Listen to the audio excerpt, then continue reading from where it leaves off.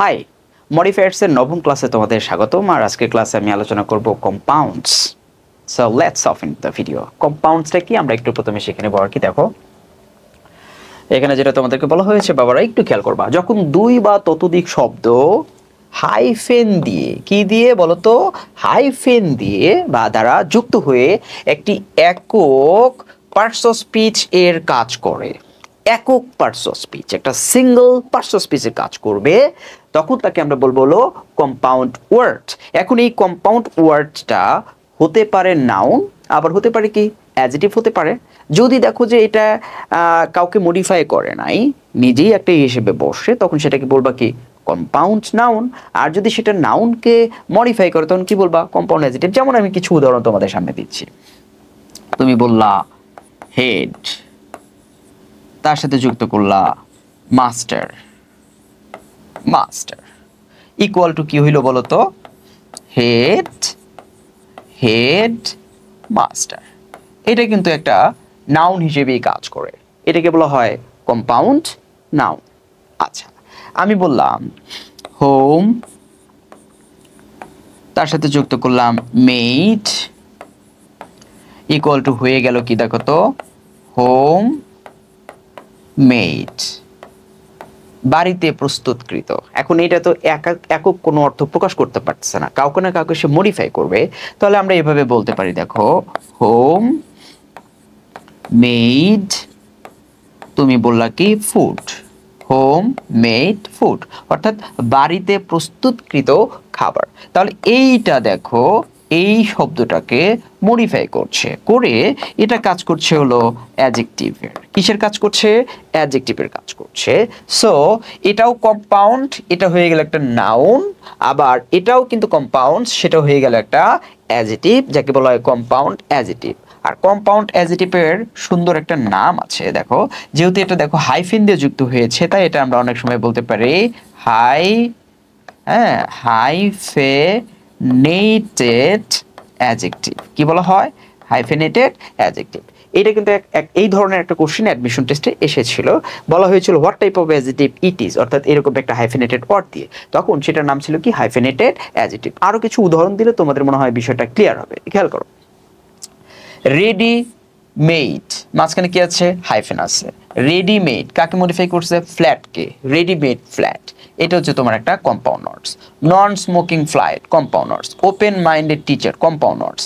এখানে অনেকগুলো দেখো তোমাদের কি কম্পাউন্ডস এর উদাহরণ দেওয়া হয়েছে, এবং এখানে যতগুলো কম্পাউন্ডস আমি তোমাদেরকে দিয়েছি, খেয়াল করো প্রত্যেকটা কম্পাউন্ডস কিন্তু কোনো না কোনো নাউনকে মডিফাই করছে, আর সেটা কাজ করেছে হলো অ্যাডজেক্টিভের কাজ করেছে। এই কম্পাউন্ডসগুলো কিসের কাজ করেছে? অ্যাডজেক্টিভের কাজ করেছে।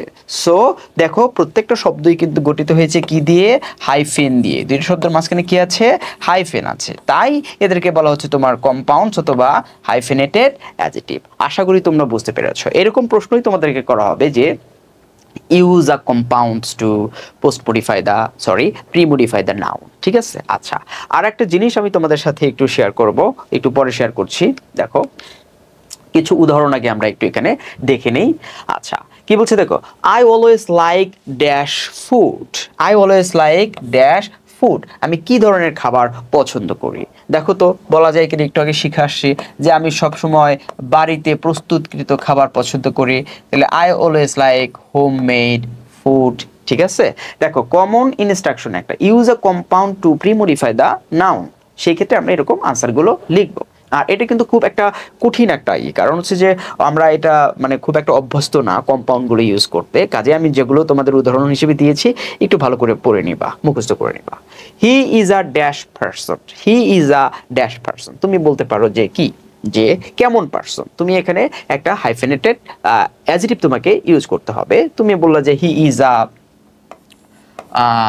ব্রড, দিলা ব্রড মাইন্ডেড, হ্যাঁ মাইন্ডেড পারসন মানে বড় মনের অধিকারী ব্যক্তি।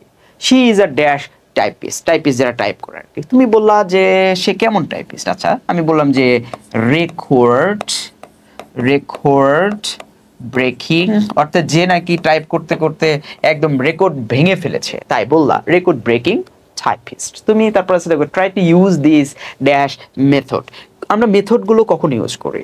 যেই মেথডগুলো আমাদের সময় বাঁচাবে, অল্প সময়ে আমরা কাজ করতে পারবো বা টেকনিক্যালি ভালোভাবেই করতে পারবো, এরকম এই জন্য আমরা মেথড ব্যবহার করি। সো তোমরা ট্রাই টু ইউজ দিস, তুমি দিলা টাইম সেভিং মেথড ইউজ করতে পারো। হি বট আ ড্যাশ কার, কেমন গাড়ি কিনছে? আমরা বলি না যে নতুন গাড়ি কিনেছে, তাহলে কি বলবো? Brand new car. It is a dash idea, it is a dash idea. কিছু কিছু আইডিয়া আছে না যেটা তোমাকে ভাবুক করে তোলে, চিন্তা শক্তিকে বাড়িয়ে তোলে, তো আমরা কি বলতে পারি দেখো তো? It is a thought provoking, provoking idea. অর্থাৎ যে সকল আইডিয়া তোমার ভিতরে চিন্তার উদ্রেক করে তাকে বলা হয় thought provoking. The authority demanded an dash edition of this book, এই বইয়ের কেমন নতুন একটা এডিশন চাইছে, এরকম বলতে পারো। তাহলে কি বলতে পারি? অ্যান আপ টু ডেট, হ্যাঁ, আপ টু ডেট, এটাকে বলা হয় তোমার কম্পাউন্ডস। পরে কি বলছে? The UNICEF is a dash organization, কেমন অর্গানাইজেশন? এটা হচ্ছে কিন্তু দেখো তোমরা জানো এটা যে নন প্রফিট অর্গানাইজেশন। এবার দেখো যে একটা বলেছিলাম তোমাদের একটা নতুন জিনিস শেখাবো, সেটা হলো কি he has an use a clause compound to premodify the noun problem. Clause কম্পাউন্ডটা কি? ধরো ক্লজ, খেয়াল করো, ক্লজ হচ্ছে গ্রুপ অফ ওয়ার্ড যেখানে একটা সাবজেক্ট থাকবে, একটা ভার্ব থাকবে। এক কথায় ধরে নিলাম আমি একটা সেন্টেন্স ধরে নিলাম, যেমন আমি বললাম কি যে আই ডোন্ট, ওকে সরি এভাবে লিখলাম, আই ডোন্ট নো, KNOW, মনে করি এটা একটা বাক্য, ধরলাম এটা একটা কি ক্লজ। সো তুমি যদি এইরকম কোনো ক্লজকে কখনো যদি এরকম ভাবে বলে যে ইউজ এ ক্লজ কম্পাউন্ড, তখন এইটাকে কম্পাউন্ড বানানোর খুব সহজ পন্থা হচ্ছে তুমি এটার মাঝখানে হাইফেন দিয়ে দাও, তখন কিন্তু এটার কোনো ক্লজ থাকতেছে না, তখন এটা হয়ে যাচ্ছে কম্পাউন্ডস। এখন দেখতে হবে এটা পুরোটাই বাক্যটা নাউন হিসেবে কাজ করতেছে নাকি অ্যাডজেক্টিভ হিসেবে কাজ করতেছে। যদি কোনো একটা নাউনকে মডিফাই করে তাহলে পুরো ক্লজটা যেটা কম্পাউন্ডস হয়ে গেল সেটা হয়ে যাবে কি একটা অ্যাডজেক্টিভ। যেমন তুমি এখানে বললা যে হি হ্যাজ অ্যান, কি বললা যে আই ডোন্ট নো প্রবলেম। এখন খেয়াল করো, অনেক সময় আছে না তোমার বন্ধুরা আছে না যে কোনো কিছু জিজ্ঞাসা করলে পারার পরে বলে না আমি জানি না, আমি পারি না, হ্যাঁ, এরকম একটা ভাব নিয়ে চলে, এটা কিন্তু one kind of problem. So তুমি এখানে বলতে পারো হি has an I don't know problem. তখন এই যে দেখো আই ডোন্ট নো অংশটুকু ব্যবহার করলা, সেটা কিন্তু আর কোনো ক্লজ থাকলো না, সেটা হয়ে গেল একটা অ্যাডজেক্টিভ পার্ট, একেই বলা হয় হচ্ছে ক্লজ কম্পাউন্ড। আশা করি তোমরা বুঝতে পেরেছো। দেখা হবে নেক্সট কোনো ভিডিওতে। টিল দেন আল্লাহ হাফেজ, বাই বাই।